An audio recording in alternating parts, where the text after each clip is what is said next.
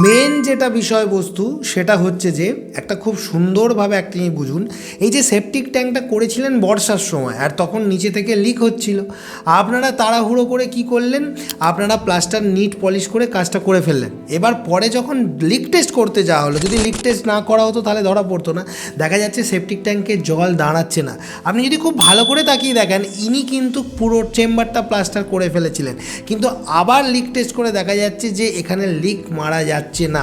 তো পুনরায় সেই প্লাস্টারকে আবার চটিয়ে সেটাকে কিন্তু খুলে আবার সেই পুরনো ইটগাঁথনিটাকে বার করা হচ্ছে। এই যে বারবার করা ভাঙা খরচ কার হচ্ছে মালিকের।